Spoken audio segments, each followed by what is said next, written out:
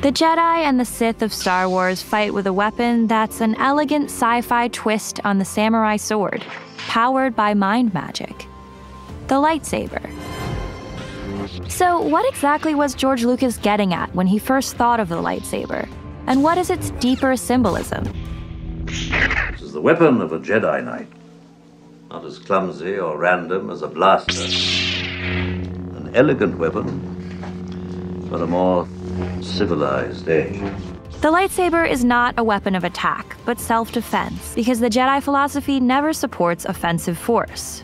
A Jedi uses the Force for knowledge and defense, never for attack. In an age of ray guns and that sort of thing, it would deflect the rays, and since the whole premise was that a Jedi was there to protect himself and not really be offensive, but be defensive, that a laser sword in a world of ray guns would be a perfect defensive weapon. When it's not in use, the lightsaber appears as a metal hilt, hardly very threatening. The power of the weapon comes from the person activating and using it. Lightsabers contain kyber crystals. This rare material represents a timelessness, an age-old wisdom and power. The crystals are naturally colorless. It's only when they're used in a lightsaber that they take on a glow based on the particular person's connection to the Force. Their specific vibrations help the owner find their center and focus their attention. A lightsaber manifests the fighter's instincts or feelings. It's their inner being, mind, and emotions expressed as external power. So the lightsaber isn't really a purely physical thing. It's the Force made visible, made sensible, made concrete. What is purely mental transformed into physical impact. This is why lightsabers don't have a physical blade. They function more like lasers. But the Jedi or Sith connection to the Force can be more powerful than any purely physical phenomenon. Powerful Jedi like Yoda, Obi-Wan Kenobi, and Luke Skywalker can feel the Force so strongly they can move things and do the seemingly impossible with their minds.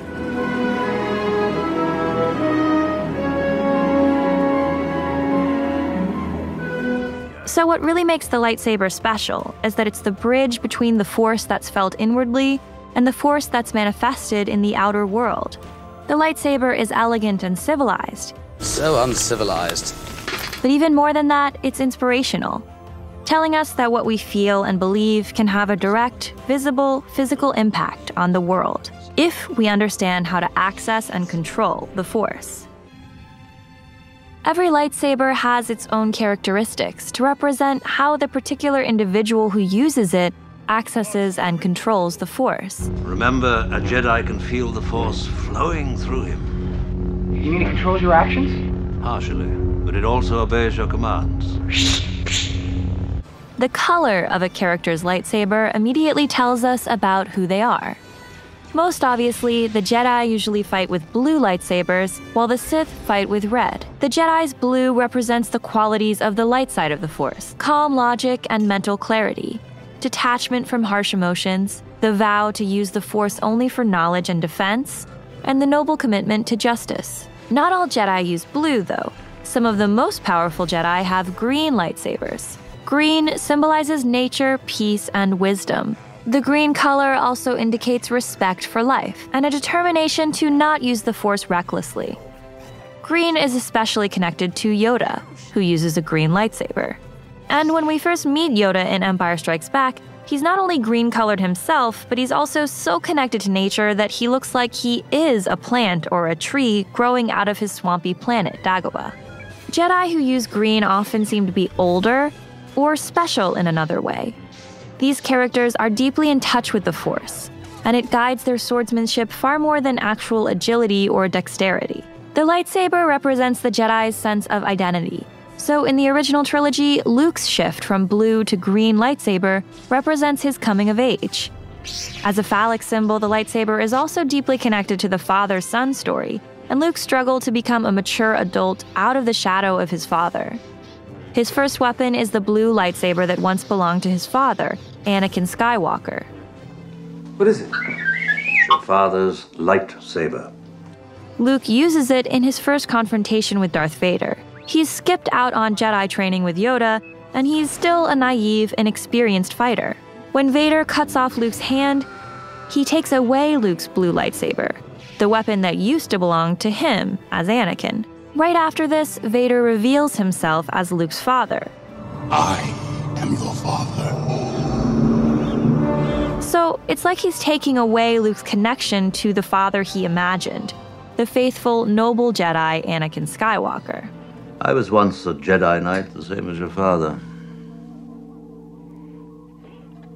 I wish I'd known him.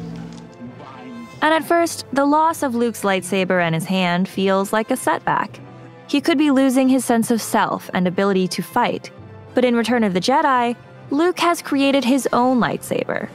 I see you have constructed a new lightsaber.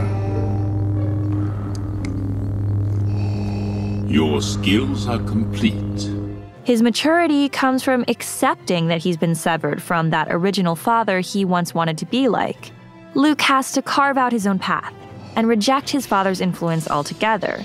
So his new lightsaber is, like his new hand, a self-created extension of his body that signals a new, enlightened Luke, who's in control of himself and knows his purpose and mission. This new lightsaber is neither the blue of Anakin's lightsaber nor the red of Vader's, but green.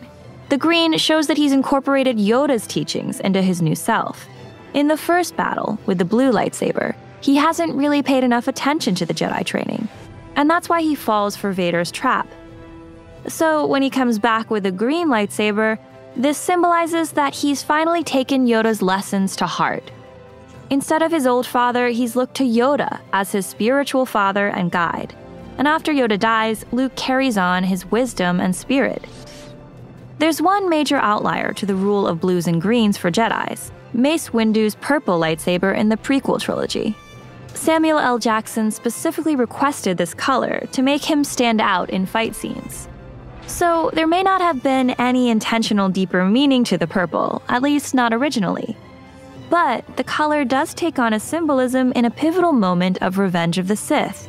Windu prepares to kill Senator Palpatine, but is struck down by Anakin with a blue lightsaber.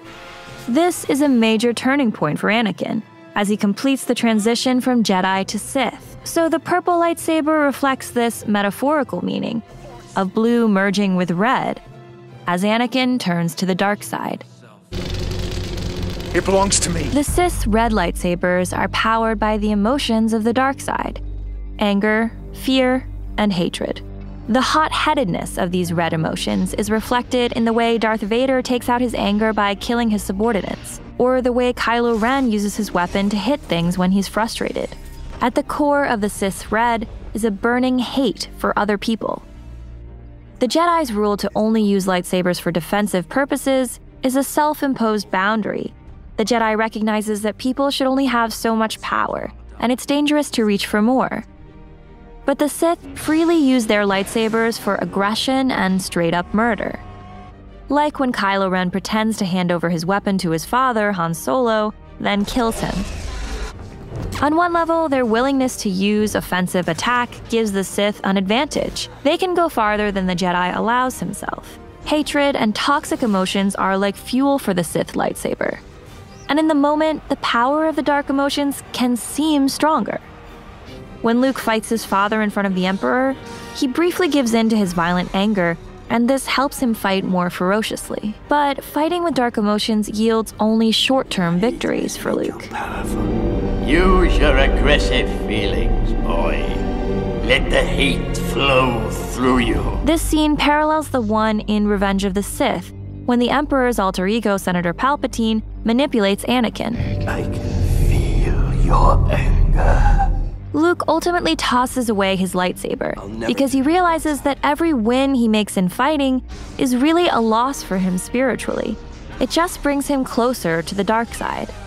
Strike me down with all of your hatred, and your journey towards the dark side will be complete. Luke wins not by fighting better or being stronger than the Emperor, because he can't and he's not. But Luke believes that his father still has compassion and good in him. So he lets the Emperor nearly kill him, trusting that the conflict he senses in his father's heart will resolve in favor of the good. Ultimately, what wins in the original trilogy is not the power of aggressive force, but selfless sacrifice, nonviolence, and faith. The Jedi and Sith manifest two sides of the same force. One is good and one is evil, but they're mirror images of each other. Both rely on something greater than themselves to guide them in fighting for what they think is right.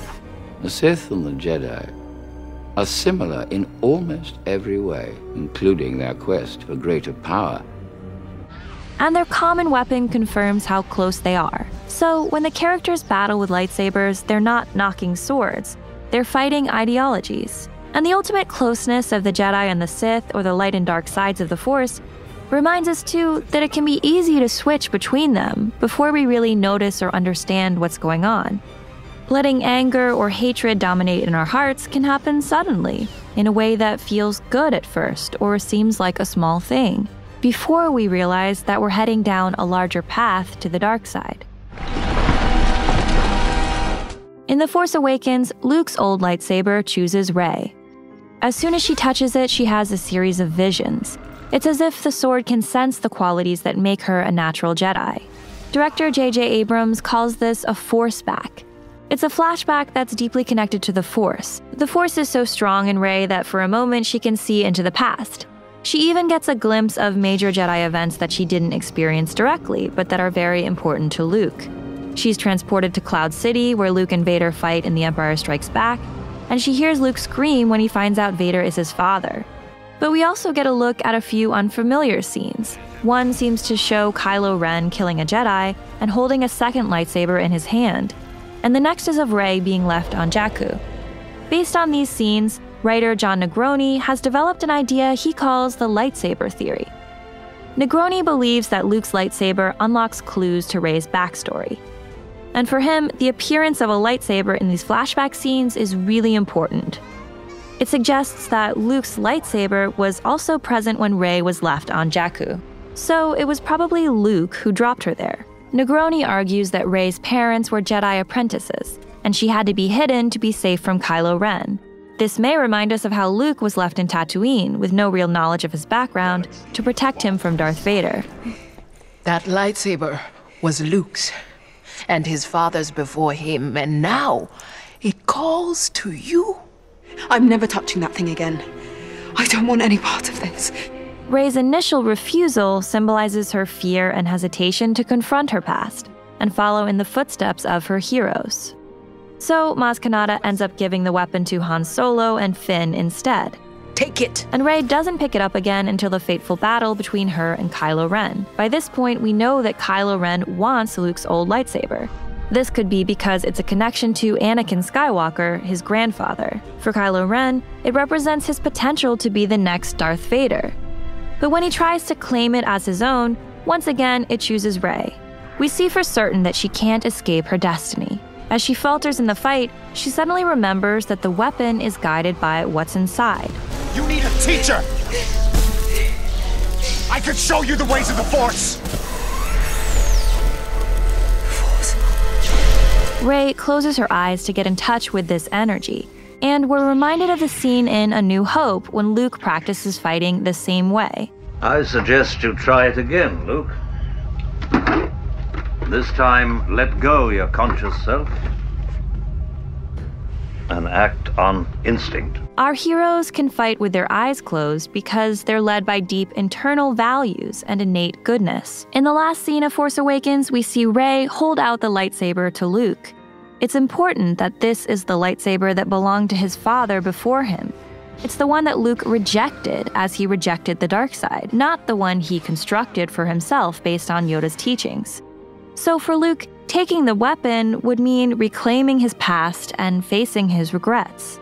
Perhaps mentoring Rey will allow Luke to make up for his regrets concerning Kylo, just as Luke helped his mentor, Obi-Wan Kenobi, heal his pain over losing his former apprentice, Anakin. She's asking him to help her, as Yoda and Obi-Wan helped him. And the continuation over generations of this lightsaber, which has now chosen Rey, shows that these cycles of masters and apprentices continue to repeat. And we can't turn away from the destiny that the will of the lightsaber makes clear to us. Ultimately, what's so beautiful about the lightsaber is that it gives visible, physical form to what's within our hearts and our minds. The war between the Jedi and the Sith is a battle for the faith and souls of all people. Whether we should be guided by faith, trust, and knowledge, or anger, power, and fear. Fighting with lightsabers is not a contest of athletics, but a struggle over the fundamental question of how we should live. Hey guys, if you like our videos, you'll definitely like the stuff our friends at Wisecrack are making. We genuinely love their work. Their videos about movies and TV are smart and insightful, as well as very funny. One of our personal favorites here at Screen Prism is the Philosophy of series, where they talk about the underlying philosophy of your favorite shows and movies. The philosophy of Black Mirror is a great one to check out. Their videos are generally just going to blow your mind, so you should click on this link to head over to their channel and subscribe.